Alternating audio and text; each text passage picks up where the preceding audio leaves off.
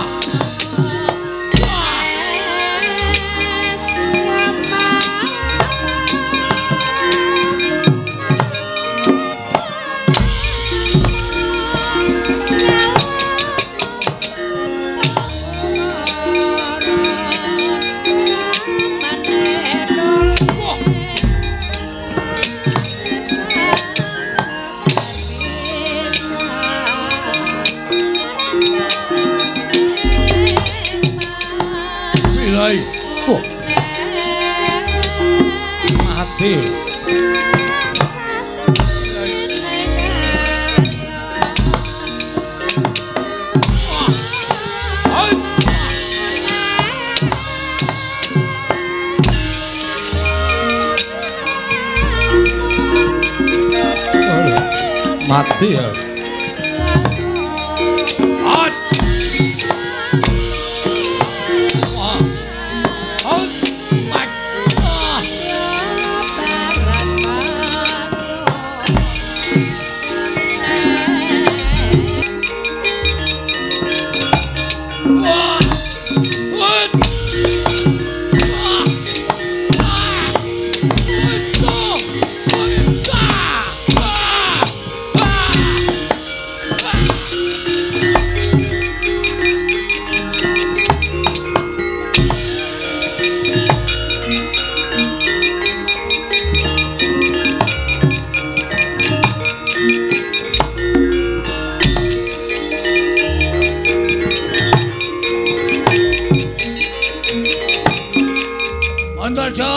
Iya. Pak Di Durmagati. Cemal tak jaluk. Ora bakal tak wenehake. Kelakon mati dening aku. Ayo. Ngejauh apa tak wujudi. Wah, lah pancen bocah. Ula kena dikandani kanthi becik-becik. Kelakon tiban tanganmu. Tiban tanganku ding di tanganmu. Melocot siramu. Oh, tibano. Mati ae. Modal ae. Wedan. Tanganku keju-keju ento, Jo. Modal ae. Wah. Aduh.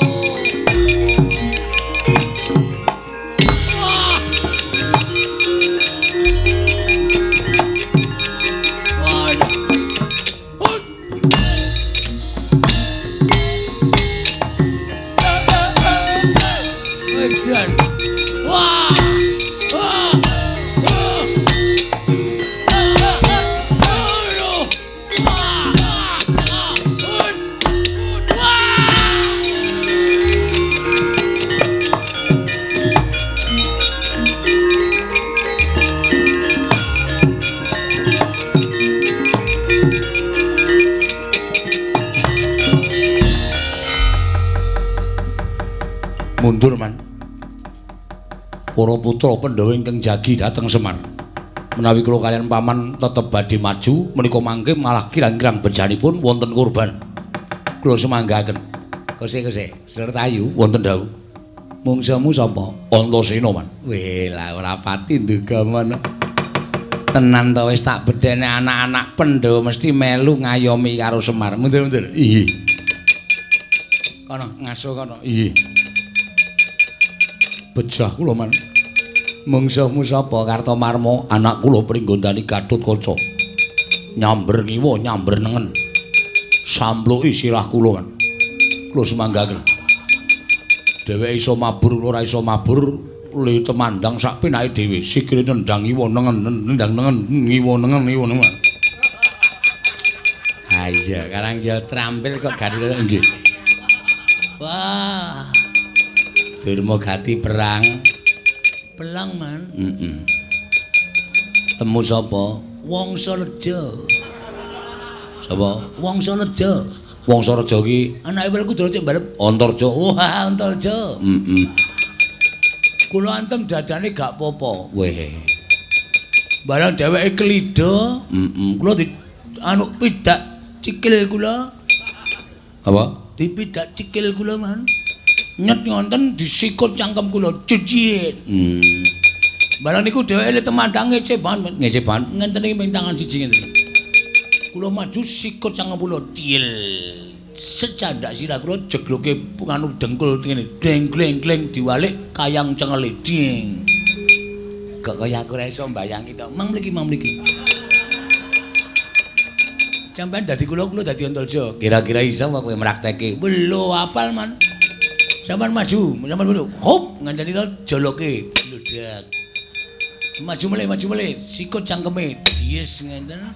Terus tangane ngenten iki set, ngenten iki terus tampani tangan kene jegloke raine jegloke dengkul blek. Terus gondono diwalik antil cengele. Ngenten iki.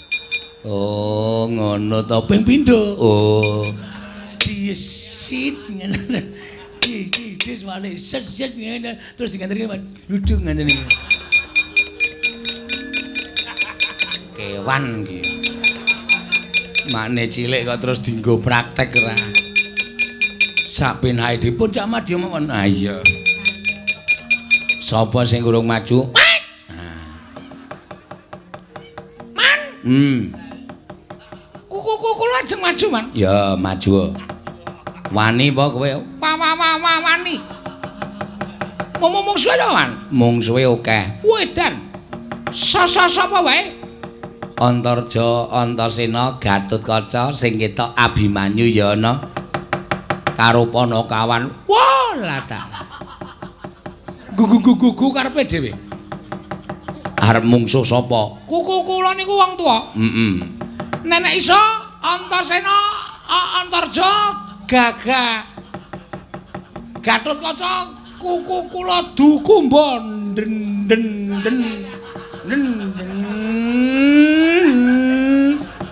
Kok malah montor to? Kula duku mbondase. Anak Pandhawa pira-pira kula pateni kabeh. Maju kuku. Kula terus mingke wae tantangane Dewan. Ya maju.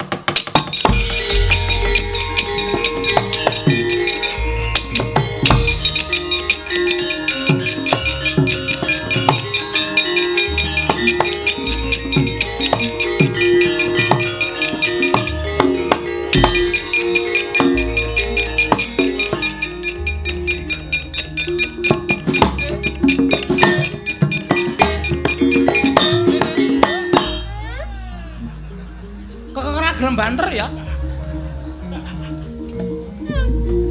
Utus.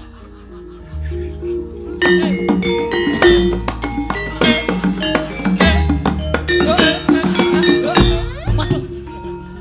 Kekena caganim. Sesekali iki ora bablas. Pokoke sak entuke korban. Gegah Gatotkaca ya gelem, Antarjaya gelem. Antaboga Antasena ya gelem. Mama mati kabeh.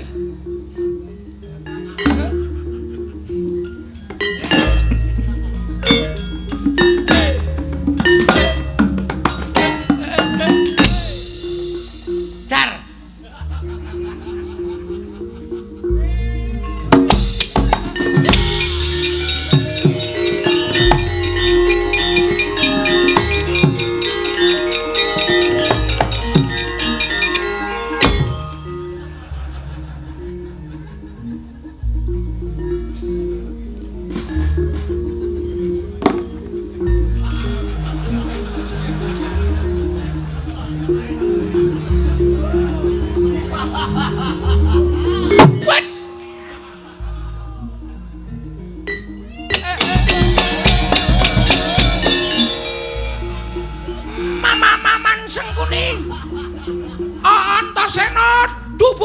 Gugur.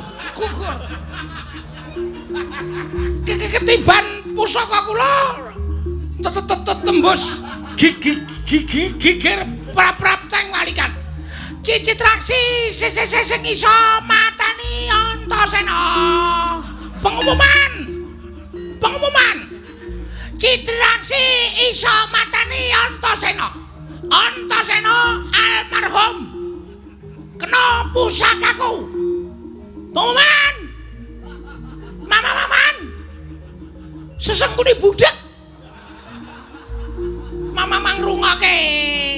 Antasena mati saka tangane Citraksi.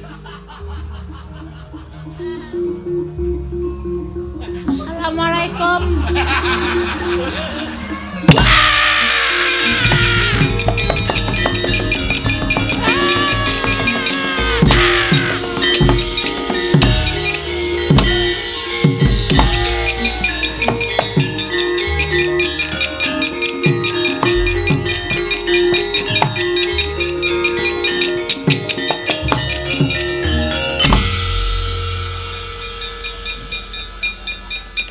Modar. Ora sembodo karo ling gleleng. Cit.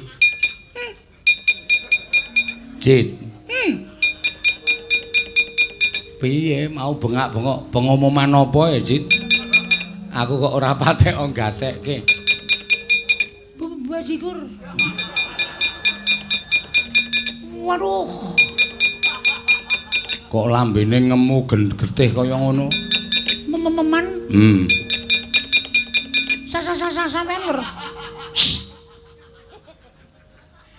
Sampean weruh. Kuku kula mateng. Maju. Heeh. Nggawa pusaka. Weh. Pusaka tinggalane putu kula. Piye to cah iki? Tinggalane mbahmu. Mbah kula. Heeh. Pusaka kula tumpake teng Gendhewa. Pusaka kula mbet-mbet. Iya. Kula culke kebat kaya kilat. Kesit kaya silit. Tatit. Cul. kena dadane Antasena. Oh, kula joget seneng banget. Nantun jeng. Ketoke kendangane ora ngono ki, Mas. Kula wis lali. Ha iya. Nantun pokoke kula seneng banget. Sampeyan krungu kula bunga-bunga. Krungu. Pengumuman Antasena mati. Kena pusakaku. Terus bareng kula balik. Niku tangane Antasena codat nyekel gulu kula cek. Terus kowe? Kula wis njaluk ngapura karo sing kuwasa. Lah sebabe ra urung mati. Ha iya. Jojo nganggo jemparing trai kula man. Jliar. Kula kejek-kejek. Dene candhane kula jreng dumbulke sabetke sakayake prol. Tiba teng sound control. Oh. Apa? Sound control. Terus teteng mriki niku. Oh, ayo mulane ora sok aleman.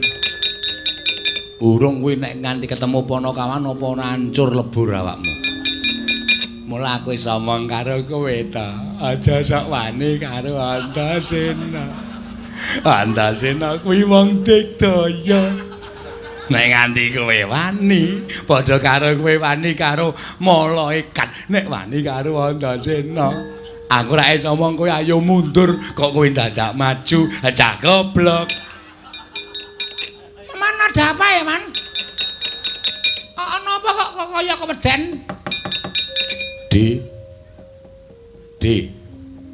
Madhep rene. Waduh. Terus ke ora? Ora wis. Kowe ngawur. Ngawur piye? Sing tak nggo nyocoki cangkemku apa? Ayo panahmu to. Lah kuwi salah. Nek kowe arep ngentemi karo aku arep nyocoki panah ki nggo panahmu dhewe ora. Ora njaluk panahku. Ha panahmu ngenengi karo aku kok. Mau kena tenan ora? Ora. Sedrata kaya kena. Tak kempit. Edan ran. Aku ki goblok-gobloke wong. Ameng dikempet kok bungae ra jamak-jamak. Walah, kok kaya rumah saku kaya rasane padha e. Susune nek ngempet ra mendelik-mendelik. Saedan. Pak Deku Kurawa iki janjane lucu-lucu lho. Meng kok pakartine aku ra seneng, munggo aku seneng pakartine lho tak uripi ning kasatriyan tak nggo hiburan saben dina. Apa padake ngoningon? Paling jajalan ora. Kok metune arep wani po? Lho, meng genahke. Ora arep wani, ngopo maneh. Karo Antasena wani demen modar apa? Ha iya ta? Wis kono mundur. Mundur. Bali. Patih Sengkuni ora gelem bali jotosi wae tadi. Hah? Piye? Patih Sengkuni ora gelem bali jotosi wae. Iki serius. Aku soalnya dendam. Tak tese wae. Waduh. Guayane kaya cah nom tak tese. Ya tak bali. Sapa nek iki ya Kurawa sing kira-kira iso gawe seneng. Iso nggo tombo kesel iki sapa nek? Wis ra ono to. Wah, Antasena. Ora minggat dibancu maneh dadi apa ibarate?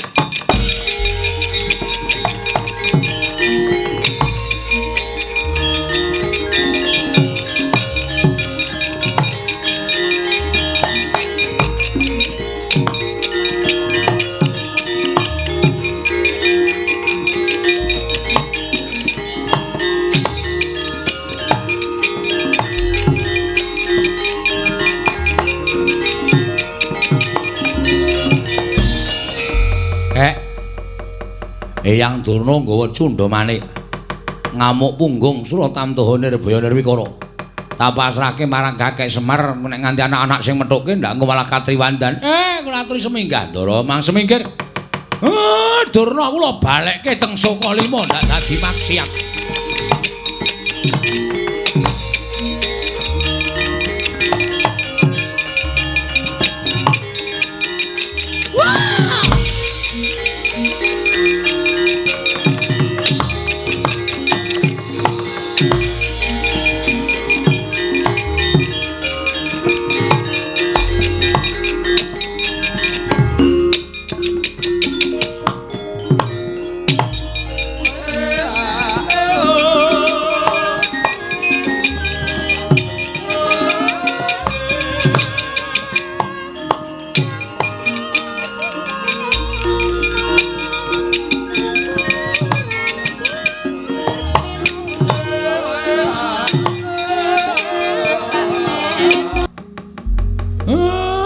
Katon Padang kahanan Karang Kadempel. Ya, Kek. Lah niki kula njaluk kesaguhan sing pun menate mangendikake. Sing endi? Sing sampeyan iso ngrawuhake napa dadi syarat srana nggih kula mbangun Karang Kadempel. Ya. Nek pancen ngono aku njaluk pamit, aku tak nganti adhiku wis anggeni. Sowan Siwa Ndhurawati nembung Sekar Cangkuk Wijayamulya. Nggih, menika malah prayogi.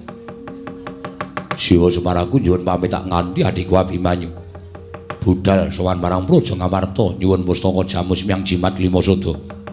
Siwa Semaraku nyuwun pamit tak budal ning Mandura nyuwun pusaka Kyai Nenggala lan Alugara. Matur nuwun, matur nuwun. Nek pun kelakon mang mlumpuk teng Karang Kadempel, ning nek wonten apa-napane sampean kudu iso gawe cara, aja nganti gawe kapitunane ingkang rama sedayanipun. Ning sing wigati pusaka saged rawuh wonten Karang Kadempel. Dalu pangestu ya, Kek. Nggih ngatos-atos. Siwa Semar nyuwun pangestu. Nggih, Den. Ya, Siwa Semar nyuwun pangestu. Muga-muga kesenggadan penjangka kula, Ndara.